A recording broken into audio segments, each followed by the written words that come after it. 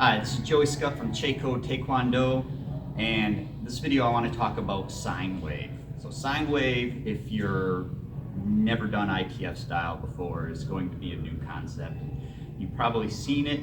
Problem with just seeing it and trying to learn sine wave from a video is there's pieces of it that you're going to get wrong. All right, so I just want to go over what it is and how to properly do it. So with sine wave, you'll see a lot of descriptions where there's a down and an up and then a down again. And I'm going to use that, a few times throughout this video, but I don't like those three parts, down, up, down. They don't really describe what you're doing in each part. A better way to talk about that would be to relax, wind up, and execute. Because that's what you're doing at all three parts of those three different segments of sine wave. All right, so what do I mean by that? Is, and why do we do sine wave? Why do we rise up? Why do we come down? There's been some misconception and some people who are trying to over-explain sine wave that say like the coming down when you're done is in some way creating power through your body and out your hands. That's not really true. The whole idea behind the power is still in the hip twist, all right? And the reason I'm coming up and going down when I'm doing that is just to make it easier to transition from opening up those hips, turning them, and then when I step down, being able to turn them back, all right? You can do all this while not going up and down, but the up and down motion just opens that up, makes it a little easier to do.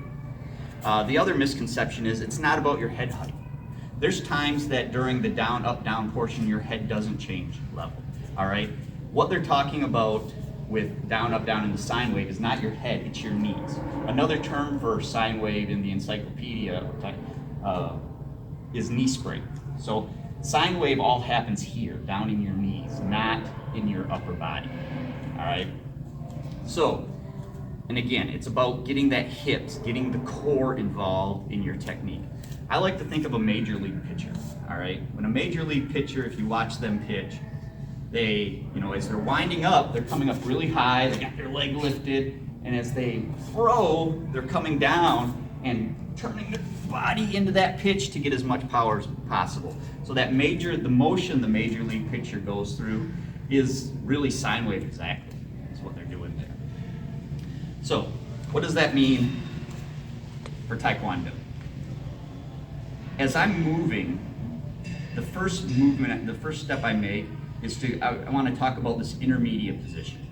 So as I'm moving from one stance to another to execute a technique, I'm going through an intermediate position that's about half a shoulder width wide, and at that point, that's the low part of my sine wave. My knees are bent at that point. That's really not much different in WT as we're stepping forward in a long stance.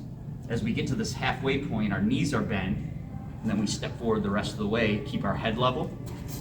So that first segment of not stepping in ITF is this kind of the same. You're keeping your knees bent, you're staying low. That's the downward part of the sine wave, is being low.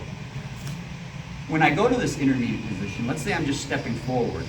My leg's going to come in about halfway, and then it's going to step out the rest of the way. It gives that inward curve motion. So when we step, we talk about inward curve, but it's actually more than that, because I'm still going to come to that intermediate position if I'm pivoting, if I'm moving a different direction. So let's say I'm going to, my next technique is to this direction. I'm going to come to this intermediate position and then step out into that direction. If I'm going back this way, I'm still coming to that intermediate position and then stepping out into that direction. So understanding that intermediate position is important for this. And that's why I'm in my lowest point right here. After that, I'm going to rise up. That's the upward portion of this. This is the wind up, I call it. When I do this, number one, don't go completely straight up, all right? So from here, I'm not going to straighten my legs, and I'm definitely not going to come up on my toes. I'm not going to go up that high. I'm going to go up high enough that I'm going to be able to come down afterwards when I step, but again, not straight-legged. When I do this, I'm also getting my hips wound up, all right? I'm turning my hips a little bit so that whatever technique I'm going into, I can snap those hips into that technique and get the power out of it. So it's not just straight up and down. You don't want to just go straight up and down. You want to turn into it, all right? If I'm punching, if I'm blocking, I'm turning into that. And then the final part, the downward part, again, I'm executing. So this is where I'm going to step out to my stance. I'm going to settle in into a solid stance, execute my technique, and make sure I'm getting those hips activated to get the most power out of this that I can. All right? So even though there's 3 parts like that, they're fluid. All right? You don't want to stop at any one of those 3 parts when you go through it. So stepping forward and punching would look something like this.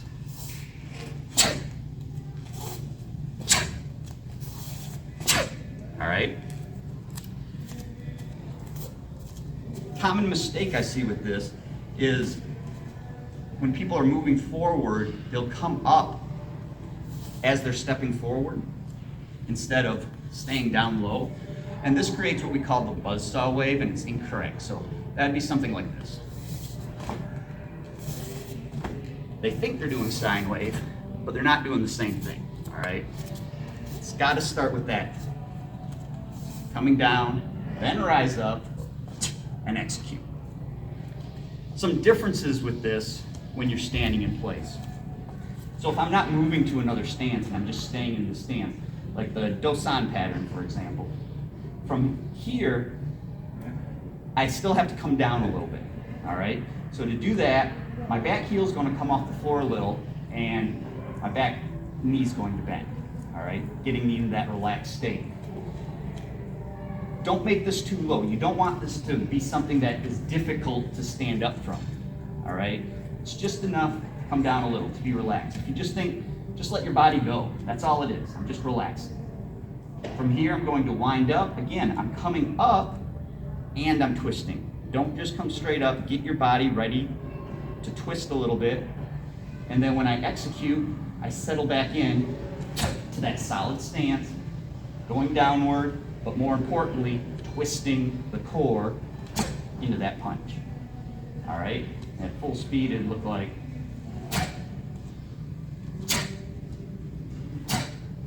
All right, very subtle. So a common mistake with this is, I see some people will, when they bend this foot and they come down, when they rise up, I see some people just extending this back leg like this, all right? Just their back leg. And then when they punch, settling back in, you'll notice my head's giving a forward. Doing that, my head's kind of going forward and backwards as I'm executing that technique. You don't want that. You want this to be straight up and down.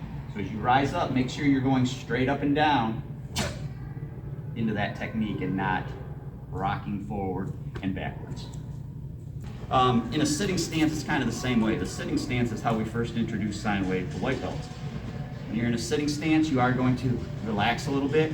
It's not going to come down much because your knees are already bent, but you're coming down a little. You rise up a little and settle into that punch.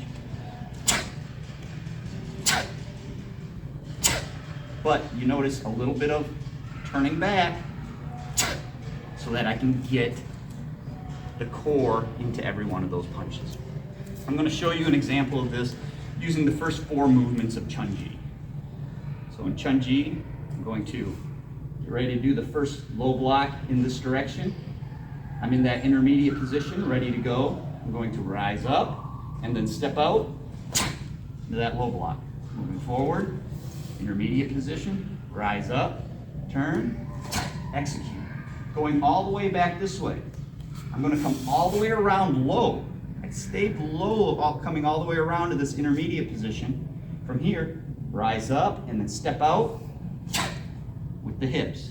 And then moving forward, same as the other side. All right?